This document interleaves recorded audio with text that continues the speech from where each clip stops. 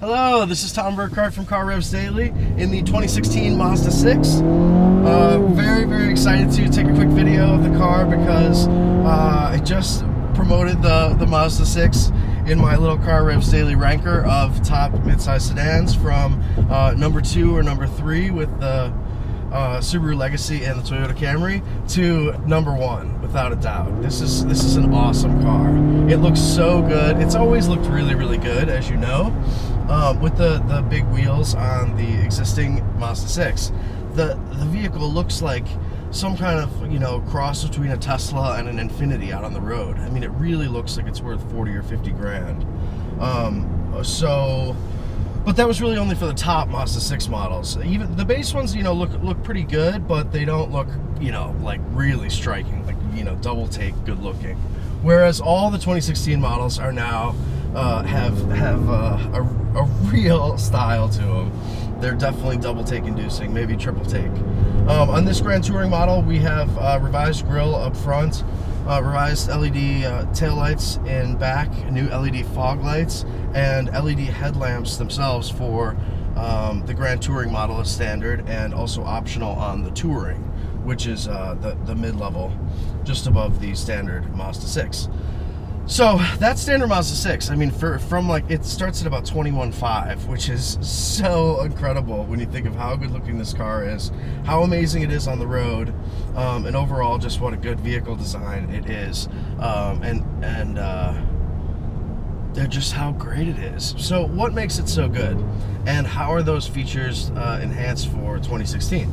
Well, okay, so it doesn't just look good. It's the best handling midsize sedan, for the best handling front drive midsize car I'd say ever, perhaps ever made. I mean, this car is really fun and really sporty. Just loves corners, loves to be loves fast sweepers, loves, you know, any kind of hard driving. So those things are all very rare and hard to come by in the midsize sedan class. And while achieving that really fun to drive nature, it's smooth. It's unbelievably silent on the highway. The only time that the Mazda 6 really speaks its mind is with the new drive modes and the automatic transmission. We have Sport, Eco, and Normal. And as in Sport right now, the transmission is really eager. We've got paddle shifters on the wheel that will really shift. Like, it shifted me into first at, like, you know, 20-25 miles an hour, which most automatic transmissions will, like, you know, they'll block those shifts because they think the car can't handle it. But the Mazda 2, I mean, really, it's happy to. So that's first gear.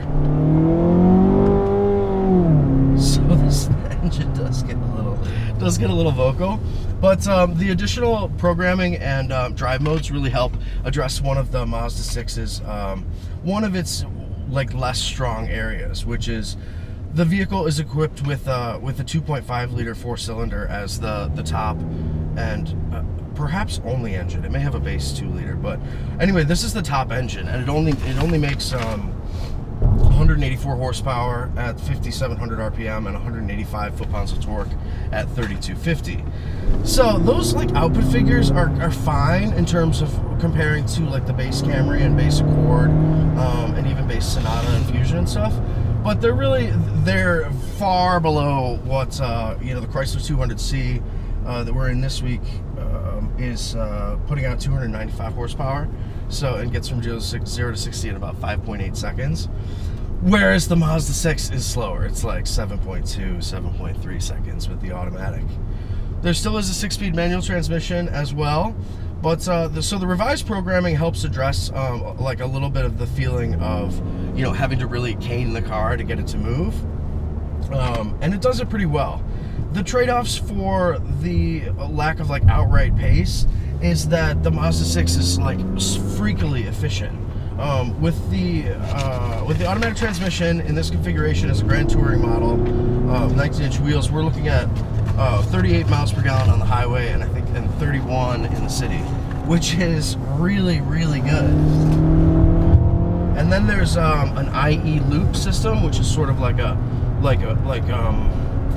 type of hypercapacitor or some sort of power transfer mild hybrid setup, and that ups the fuel economy to to 40 miles per gallon on the highway, which is amazing. That's, I mean, that's nearly Golf diesel territory. So that's pretty, so for a regular gasoline engine sedan to deliver that kind of efficiency while also being like pretty playful and sporty, as you can see, is huge news. It's an amazing car. It drives really, really well. Okay, so big exterior, so like light exterior changes, but really, really good ones.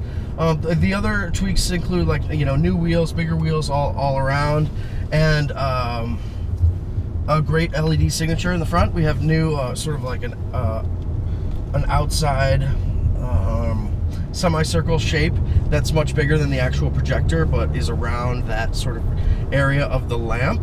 It draws like a nice focus. It looks really good, and helps the car, you know, have that sort of like infinity Tesla type vibe that the Mazda 6 is unique in achieving. So that's really cool. There's also actually a like an LED lighting strip underneath the grille piece itself, which recalls a few of Mazda's awesome concept cars from the last few years. It's cool. I haven't seen it at night. I just saw it for the first time in the shade a moment ago. So it's like subtle, but below the grille there's a strip of LEDs all along there. So that's pretty cool. And then, so let's move in the cabin. So then the other big changes to the Mazda 6 for 2016. We're driving around Lake Lanier Island Resort in Georgia, and it's like, it's really confusing. I keep getting lost. So the other big category for changes for the 2016 Mazda 6 is in the cabin. Especially noticeable in this Grand Touring model. We have like leather wrap for the dash, for many of the surface